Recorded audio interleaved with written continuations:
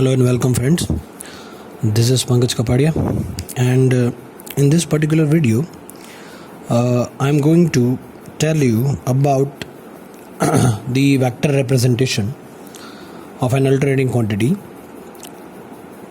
or you can say we will learn about how to represent alternating quantity in vector form. So alternating voltage and current is varying sinusoidally, that we all know, and these are represented by mathematical equations like if જો હું કંઈ કરંટના ફોર્મમાં કહું તો I is equal to M sine omega t આપણે લખી શકીએ. વોલ્ટેજના ફોર્મમાં કહું તો V is equal to VM sine omega t લખી શકીએ. સો આ જે મેથેમેટિકલ ફોર્મની અંદર આપણે represent કરીએ છીએ equation, so it becomes so difficult to make addition, to make subtraction, multiplication, hard to make hard to make division of these quantities. તો આ બધું જ જે છે, જો અમારે કોઈ પ્લસ કરવું છે, માઇનસ કરવું છે, આ બધી ક્વોન્ટિટીઝ કે ભાઈ કરંટ છે, વોલ્ટેજ છે, કે એ બધી જે મારે એડ કરવું છે, મારે કોઈ એડિશન કરવું છે એક ક્વોન્ટિટીનું, તો મારે શું કરવું પડે? તો this becomes easy if this quantities are represented by a vectors. જો તમે વેક્ટરના ફોર્મમાં આ બધી જ ક્વોન્ટિટીઝને દેખાડો તો જે છે એ ઇઝી પડી જશે. So let us first C how an alternating quantity can be represented by vector, and pay attention that I will put one video regarding this vector representation of alternating quantity in the last of this particular lecture.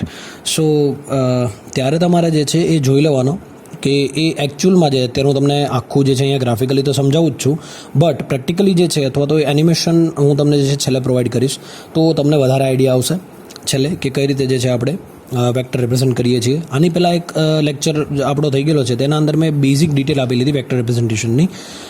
હવે આપણે અહીંયા એનું જે છે detailing જે છે એ જવાનું છે. So let me draw first figure of vector representation. Let me give heading of this representation. Vector representation of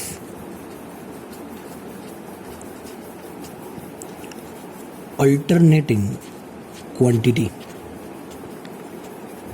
Okay, vector representation of alternating quantity. Now let me just draw one figure that how you can represent alternating quantity in a vector form. Alternating quantity મારી પાસે current છે કે voltage છે, એને મારે વેક્ટરના ફોર્મમાં દર્શાવવાનો છે. કઈ રીતે હું દર્શાવીશ એ જોઈએ આપણે. ચાલો સૌથી પહેલાં મને એ ખબર છે કે મારી પાસે કોઈ સિમ્પલ, આપણે આવું ભણતા હોય છે કે સપોઝ માની લે આ વોલ્ટેજનો વેવ છે, જો એ સાઇનોસોઇડલ વેવ હશે તો કોઈ આવો વેવ હશે. Fine, if this is voltage wave, so આ જે છે પાય હશે, આ 2π હશે, બધું આપણે જે છે શીખી ગયા છે with respect to time zero છે. This is your alternating quantity. Voltage હોઈ શકે, કરંટ હોઈ શકે, ઇન્ડ્યુસ EMF હોઈ શકે, બરાબર છે. હવે આ જે વેવ છે એ વેવને મારે વેક્ટરના ફોર્મમાં જો રિપ્રેઝેન્ટ કરવું હોય તો મારે આ વેવ છે મારે વેક્ટરના ફોર્મમાં રિપ્રેઝેન્ટ કરવું છે તો કઈ રીતે કરીશું? અથવા તો મારે એક કરતાં વધારે, જો અહીંયા કન્ટિન્યુઅસ ફોર્મમાં હું લઉં તો આ કેટલું ટીડીએસ થઈ જાય, બહુ મોટું થઈ જાય, તો આનું આ રીતે દર્શાવી ના શકું. આ તો ખાલી એક જ સાયકલ છે, બરાબર છે. તો આવી કન્ટિન્યુઅસ સાયકલ હોય તો આ આખું જે છે એ બહુ જ લોંગ થઈ જાય, લેન્ધી થઈ જાય. તો અહીંયા એક વેવફોર્મ જે છે હું દર્શાવું છું પહેલાં. તો સપોઝ મારી પાસે લેટ્સ સે કે આ જે છે ઇન્ડ્યુસ્ડ EMFનો વેવ છે. હું જે ડ્રો કરું છું એ છે waveform of an alternating EMF. હવે અલ્ટરનેટિંગ EMF મતલબ શું છે? E. હા, waveform of an alternating EMF. તો E શું છે? E is equal to EM sine omega t. શું છે? E is equal to EM sine omega t. Now let me just highlight this portion and draw the sinusoidal wave. So this is the better wave of your sinusoidal. Let me just tick mark this maximum value of this particular induced EMF wave. So this is positive half and this is negative half. Now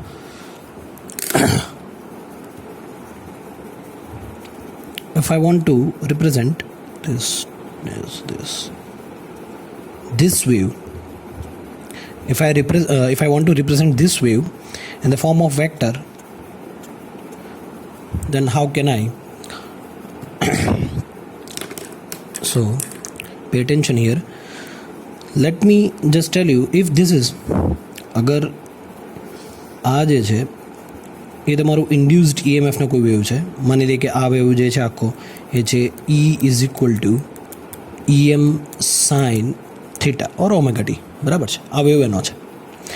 તો હવે આ 0 પર કોઈ value છે, અહીંયા આ કોઈ instant અલગ છે, આ ઇન્સ્ટન્ટ અલગ છે, અહીંયા ઇન્સ્ટન્ટ અલગ છે, મતલબ 0થી લઈ કોઈ વેલ્યુ, માની લઈએ બાય 50 છે, અહીંયા 0 છે, તો 0થી લઈને 50 વેલ્યુ જે છે, 50 સુધીની વેલ્યુ જે છે ત્યાં સુધી ઇન્ક્રીઝ થાય છે, રાઇઝ ઇન પોટેન્શિયલ થાય છે. ના આફ્ટરવર્ડ્સ અહીંયાથી શું થશે? ડિક્રીઝ થશે અને ફરી પાછું 0 પર આવશે, ફરી પાછું નેગેટિવમાં જશે, આ રીતે કન્ટિન્યુઅસ થશે, બરાબર છે? એ તમે દેટ યુ ઓલ નો. તો હવે મારે સિમ્પલ શું કરવાનું છે? પર્ટિક્યુલર આ વેવ છે એ વેવને મારે જે છે દર્શાવવાનું છે વેક્ટરના ફોર્મમાં. તો વેક્ટરના ફોર્મમાં મારે જો દર્શાવવું હોય તો સૌથી પહેલાં જે છે મારે ડ્રો કરવું પડે. અહીંયા માની લઈએ કે હું સર્કલ ડ્રો કરું છું જે છે એ એક્ઝેક્ટ આના ફોર્મમાં હું કરું છું, જેમ કે અહીંયા, બરાબર છે? થોડું ટીડીએસ છે, બરાબર છે? આમ એકદમ ઇઝી છે, ડ્રો કરવામાં થોડું જે છે.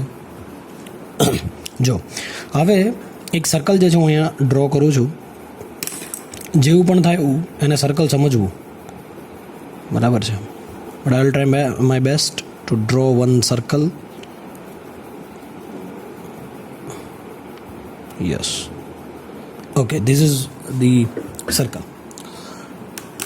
હવે આ ક્વોન્ટિટી જે છે એ છે ઇન્ડ્યુસ્ડ EMFની ક્વોન્ટિટી. સેમ ક્વોન્ટિટી જે છે હું અહીંયા લઉં છું. માની લઈએ કે આ પોઈન્ટ પર, બરાબર છે, આ રીતે બનશે. જો એક સિમ્પલ એના ફોર્મમાં તમને દર્શાવું તો માની લઈએ કે અહીંયા સુધીનો વેવ જે છે જશે, તો અહીંયાથી ઓપરેટ થશે. જો એક સાથે તમે જોજો હું શું કરું છું. જ્યારે પણ આ ક્વોન્ટિટી આ રીતે આમ ફરશે, જો અહીંયા જે બી તમારો વેક્ટર ફરશે એ વેક્ટર આટલામાં જ ફરશે, બરાબર છે? એ વિધિન ધીસ પેરીફેરી, બરાબર છે? It can rotate within this પેરીફેરી, બરાબર છે? તો એ આઉટર સાઈડ નહીં જાય. તો માની લઈએ કે આ જે છે અત્યારે મેં પેનનો પોઈન્ટ જે મેં દર્શાવ્યો છે અહીંયા મોકલ્યો છે, એક અહીંયા છે, તો આ જ વેવ હું દર્શાવું છું ને એ ડ્રો થાય છે. સપોઝ માની લો આ કોઈ મૂવ થાય છે આ રીતે, સો આ પણ એટલા એંગલ મૂવ થશે. સમજો છો તમે હું શું કહેવા માગું છું? જો પછી આ રીતે આખું મૂવ થશે, અગેન આ પણ અહીંયા મૂવ થશે. તો આ જો આ મેક્સિમમ વેલ્યુ અહીંયા પહોંચશે તો અહીંયા પણ ઇટ વિલ, આ જે છે બીજી ક્વોન્ટિટી, મતલબ આ જે છે સેમ ક્વોન્ટિટી એ પણ જે છે શું થશે? મેક્સિમમ વેલ્યુ પર પહોંચી જશે. નાવ અગેન આ જે છે ડિક્રીઝ, તો અગેન જે છે આ પણ ડિક્રીઝ, અગેન આ જે છે આ રીતે એટલે 0 પર આવી જશે, તો આ પણ અહીંયા 0 આવી જશે. મતલબ આ વેવને મારે અહીંયા દર્શાવવાનો છે. તો હું કઈ રીતે દર્શાવું છું? જોજી, આ ઇન્ડ્યુસ્ડ EMFનો છે, તો આ ઇન્ડ્યુસ્ડ EMFનો મેં જે છે અહીંયા સિમ્પલ એક મસ્ત એવું વેક્ટર લઈ લીધું છે. This is vector, fine. હવે માની લઈએ કે એક આ વેક્ટર જે છે, જો અહીંયા ઓલરેડી 0 પર છે, અત્યારે કોઈ પણ મૂવમેન્ટ નથી, આ 0 પર છે એટલે 0 પર છે, કોઈ વેવ પણ જનરેટ થયો નથી. નાવ હવે આ વેક્ટર જે છે કોઈ θ1 ડિગ્રી એંગલ પર, માની લઈએ કે આ વેક્ટર હવે અહીંયા મૂવ થઈ ગયો છે, અહીંયા મૂવ થયો છે, આ વેક્ટર અહીંયા મૂવ થયો છે આ રીતે. તો અહીંયા જેવો મૂવ થયો છે, માની લઈએ કે એ કેટલા ડિગ્રી મૂવ થયો છે? તો કે ભાઈ θ1 ડિગ્રી જેટલો મૂવ થયો છે. તો એ θ1 ડિગ્રી જેટલો મૂવ થયો છે, તો એટ ધ સેમ ટાઈમ આ જે છે અહીંયા જે હશે ડોટ, મતલબ અહીંયા જે છે વેક્ટર તમારું જે બી રિપ્રેઝેન્ટ કરશે એ આ રીતે કરશે. તો આને મારે દર્શાવવું હોય તો હું ક્યાં દર્શાવીશ? અહીંયા દર્શાવી શકીશ. Is it right? તો માની લઈએ કે જો આ P1 છે અથવા તો E1 છે, ગમે તે લઈ લો, તો આ પણ P1 અથવા તો E1 જ હશે. બટ આ ઇન્ડ્યુસ્ડ EMFના ફોર્મમાં છે, આ વેક્ટરના ફોર્મમાં છે, એટલે આને મેં P કીધું અને અહીંયા E કીધું છે. તો સેમ જ છે આ, બરાબર છે? તો એવું કહી શકું કે ધીસ ઇઝ E1, એટલે હું એવું કહી શકીશ કે ધીસ ઇઝ E1, ફાઇન. અને એ E1 જે છે કેટલા એ છે? તો ભાઈ θ ડિગ્રી, જો અહીંયા θ1 ડિગ્રી છે, તો એ વેક્ટર જે છે, જો અહીંયા સિમ્પલ આ રીતે હું લખી શકું કે અહીંયા જે બી પોર્શન હશે એ છે θ1, બરાબર છે? તો જો આ વેક્ટર અહીંયા મૂવ થયો છે θ1 ડિગ્રી જેટલો. તો જો આ વેક્ટર θ1 ડિગ્રી જેટલો મૂવ થયો છે, ક્યાં પહોંચ્યો છે? તો અહીંયા, તો જો સેમ વસ્તુ અહીંયા રિપ્રેઝેન્ટ થશે, બરાબર? હવે અગેન માની લઈએ કે આ વેક્ટર રોટેટ થઈ અને અહીંયા આવી ગયો છે. It is rotating in anti-clockwise direction, counter-clockwise. So if this is P2, position number 2, this is position number 1, this is position number 2.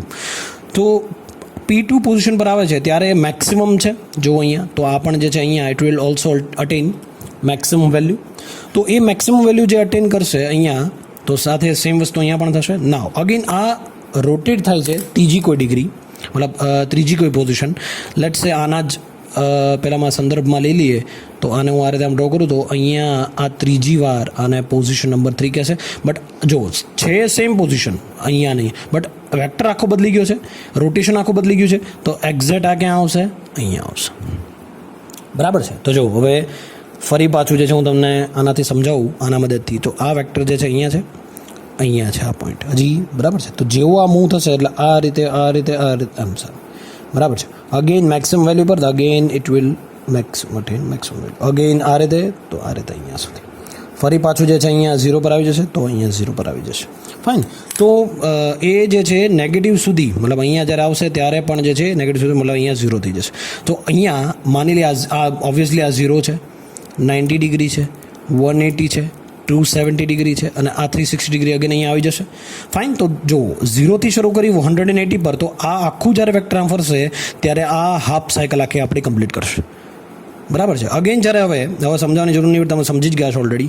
માની લઈએ કે આ θ1 ડિગ્રી છે, આને હું માની લઉં કે આ જે મૂવ થયો છે એ θ2 ડિગ્રી થયો છે. તો જો અહીંયાથી હું કહી શકું કે આ જે પોર્શન આખો છે અહીંયા સુધી હું આનો આમ લંબાઈ લઉં તો આ જે એંગલ બનશે મારો બનશે θ2. બરાબર છે. અને આને હું કહી દઉં છું E2. એટલે શું છે? તો કે ભાઈ એ જ પોઈન્ટ પર મેક્સિમમ વેલ્યુ અટેન થાય છે, એ જ પોઈન્ટ પર મને શું મળે છે? મારી મેક્સિમમ વેલ્યુ મળે છે. બરાબર છે. અગેન માની લો કે આ શું છે? આ કોઈ અહીંયા જે મૂવ થયો છે આ વેક્ટર, અને માની લો આ θ3, તો આ પણ શું થશે? અહીંયા સુધી માની લઈએ આ છે તમારું θ3. Fine. So this is your vector representation. બરાબર છે. આ એકદમ સિમ્પલ તમને ગુજરાતીમાં મેં સમજાવ્યું. બરાબર છે. તો જનરલી જે છે એવું હોય છે આના અંદર કે જો આ વેવફોર્મ તમે કન્સિડર કરો, સો in this a circle with radius equal to the maximum value of this EMF is drawn. Now at θ1 the value of EMF is E1. Now point P1 is obtained on the circle by drawing horizontal line from the waveform to cut the circle at point P1, as you can observe here. Now OP1, let me just write, this is O. Okay, so point P1 is obtained on the circle by drawing horizontal line from the waveform to cut the circle at point P1. Now O and P1 is a vector which makes an angle θ1 with x-axis. Okay, this is your x-axis and this is your y-axis. Now so OP1 is equal to what? OP1 is equal to what? EM, and its projection on x-axis is what? Projection on x-axis is E1 is equal to EM sin theta. θ1 actually, because we are considering it θ1, that's why. Similarly when theta is equal to θ2 is equal to what? 90 degree. As you can observe here, θ2 જે છે એ 90 degree પર છે. So θ2 is equal to 90 degree. So E becomes EM at that point. કેમ કે maximum value થઈ જશે induced EMFની, એટલા માટે. કોઈ પણ હોઈ શકે, વોલ્ટેજના ફોર્મમાં પણ લખી શકો, કરંટના ફોર્મમાં પણ લખી શકો. Now horizontal line drawn corresponding to this cuts and this cuts the circle at P2, and the value is E3 for angle θ3, and it cuts the circle in P3. So it is seen from this particular figure that vector shifts in anti-clockwise direction when the instantaneous values of the voltage changes. So vector comes to its original position when one cycle is completed. Okay, હવે જો આગળ અહીંયા તમે દર્શાવો અહીંયા same વસ્તુ, તો અહીંયા પણ તમે દર્શાવી શકો છો. સપોઝ અહીંયા એક લઉં, અહીંયા એક લઉં, આ રીતે હું લઉં, તો એ જે છે અહીંયા પણ તમે દર્શાવી શકો છો. આ મેક્સિમમ તો આ મેક્સિમમ છે, અહીંયા આ રીતે દર્શાવી શકો છો. Fine. So thus the alternating voltage or current that can be represented by a rotating vector, and this vector rotates in anti-clockwise direction with constant speed, and its length is equal to maximum value of the quantity. So જે બી arrowhead દેખાય છે તમને, arrowhead shows the direction. Okay, so normally the RMS value of the quantity is taken instead of maximum value. So due to this, only the scale is changed, nothing else. Okay, so this is all about the vector representation of alternating quantity. This is a small topic, and I will provide also animation of this, that how your vector represented of alternating quantity.